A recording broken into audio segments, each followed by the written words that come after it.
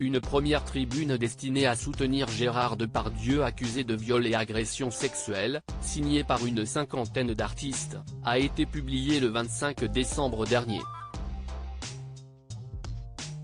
En réponse à cette première prise de position, 600 artistes ont signé une contre-tribune afin d'assurer leur soutien aux plaignantes.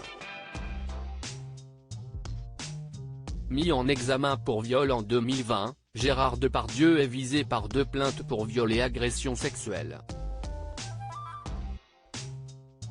Par ailleurs, l'acteur a fait l'objet d'un numéro de complément d'enquête diffusé le 7 décembre dernier, dans lequel l'acteur tient notamment des propos sexualisant une fillette.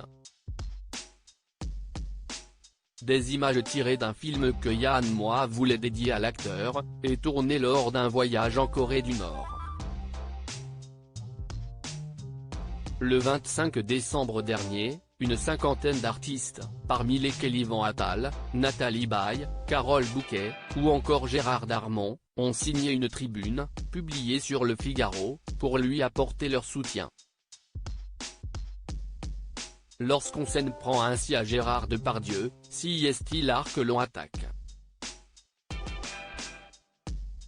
Par son génie d'acteur, Gérard Depardieu participe au rayonnement artistique de notre pays. Il contribue à l'histoire de l'art, de la plus haute des manières. Il fait partie de cette histoire, et continue de l'enrichir. Pour cela, la France lui doit tant, peut-on notamment lire. Depuis, cette tribune a fait beaucoup réagir. Le 30 décembre, 600 artistes ont décidé d'orchestrer une riposte en signant une nouvelle tribune destinée à servir de contrepoids à la précédente. Cette tribune et la défense de Macron sont autant de crachats à la figure des victimes de Gérard Depardieu mais aussi de toutes les victimes de violences sexistes et sexuelles. C'est l'illustration sinistre et parfaite du monde d'avant qui refuse que les choses changent. Écrivent-ils sur le site du collectif Cerveau non disponible. Pomme, Médine, Imani, Judith Chemla ou encore Clotilde M signent entre autres cette tribune.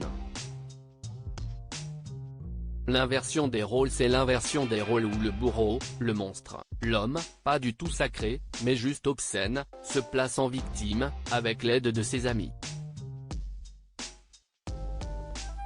Comme toujours dans les affaires de violences sexistes et sexuelles à l'égard des femmes, la présomption d'innocence pour l'agresseur sonne comme une présomption de mensonge pour les femmes qui témoignent contre lui. Brisons la loi du silence. Contre le silence complice, brisons l'écho de l'impunité. Mettons la lumière sur la vérité et choisissons la fin des zones d'ombre, détaillent les signataires. Puis, ces derniers ont voulu préciser que la justice fasse son travail. Mais nous devons également faire le nôtre. Celui de soutenir les victimes et de ne pas laisser tranquilles des agresseurs, des violeurs, des oppresseurs. Qu'ils ne puissent plus penser qu'ils peuvent agir en toute impunité, et parfois même en étant récompensés et glorifiés. Voilà qui est clair. Diaporama. Voir les photos de Gérard Depardieu.